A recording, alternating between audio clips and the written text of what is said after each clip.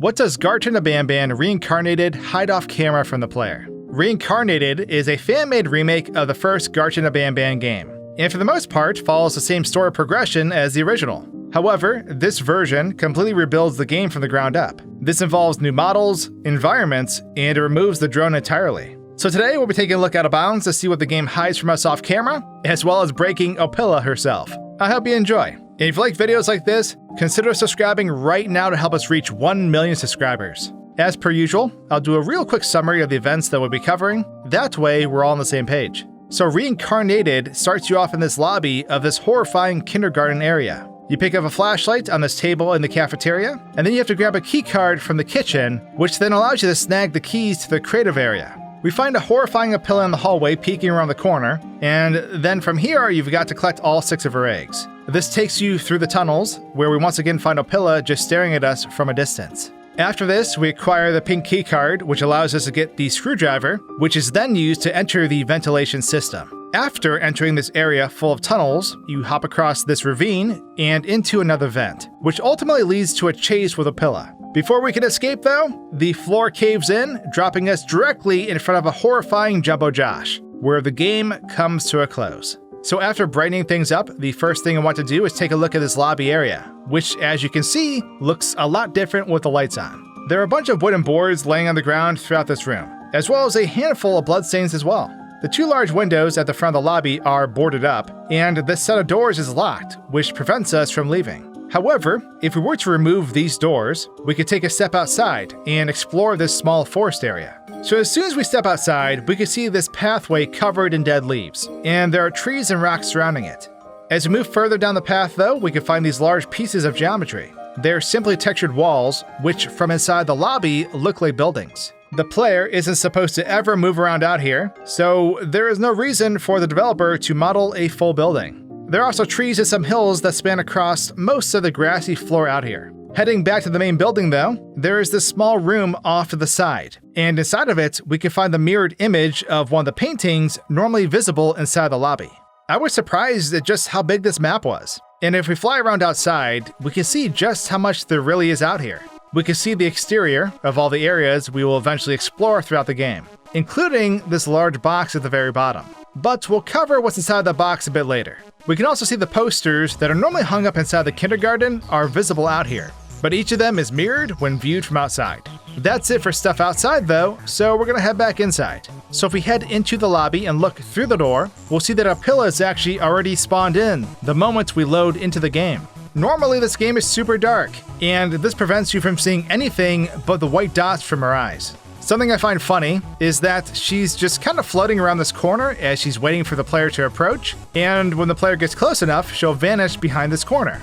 However, if we remove this wall, her model almost looks like it's dabbing, and when the player activates this trigger, she'll simply rotate out of view before unloading. It's definitely strange looking. Now before moving on from this Opila bird, we can actually take this same bird and spawn it outside of the establishment where those trees are at. And we can get a much better look at Opila out here, as we can see their body is sort of contorted and a little weird as we walk around and check them out. However, by doing so, we also eliminate the trigger that makes them despawn, so they'll just forever sit here staring forward. Speaking of Opila, even though this version is still loaded in and peering around the corner, just a bit further ahead we can find another Opila bird glaring at us at the end of this play tunnel.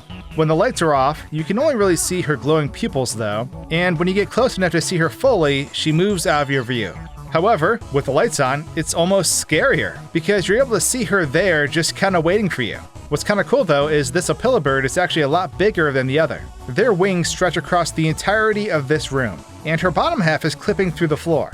This was likely to make her more visible to the player as they climb through these narrow tunnels. Now near the end of the main hallway in the creative area, we come across a room that we can't normally access, as it requires a yellow key card to unlock.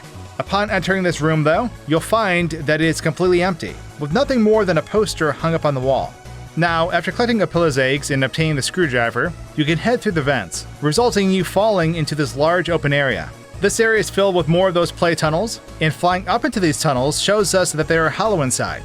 However, they don't actually lead anywhere. So on the side of the pit where we drop down from the vents, there's a large hallway that is blocked by an assortment of boxes and large structures made of scaffolding. I wanted to see if there was anything back there, But unfortunately, it is merely an empty hallway with a black piece of geometry at the end. Next, I want to check out the chase scene with Opila that takes place within this maze. So if we move the camera through this area before activating Opila, we can find her standing just behind this oddly placed wall. She's endlessly running in place, and will continue to do so until we trigger the chase by leaving the vent. This is what her breaking through the wall looks like in slow motion and from a different perspective. The moment we leave the vent, she begins moving forward, and the wall shatters into a dozen or so pieces the second her model hits it. She continues to run at the player until she touches you, where the jump scare animation will then play out. Now, because I was viewing this in bullet time, for some reason the jump scare didn't actually trigger a game over, and instead we became invincible. She continues to run into the player, but she is no longer capable of causing us any harm. This is actually pretty funny to watch as she endlessly follows us through the maze. So just as you're about to reach the door, the floor will cave in and you'll fall down to the area that Jumbo Josh is kept in.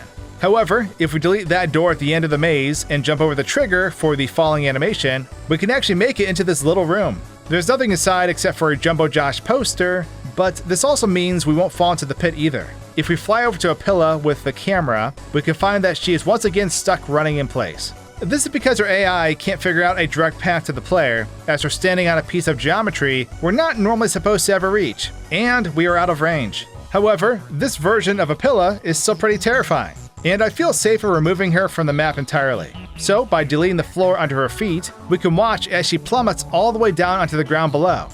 Once there, we repeat the process a couple of times until eventually she falls endlessly into the void. I'm not entirely sure what type of bird Opila is, but at least we know she can't fly.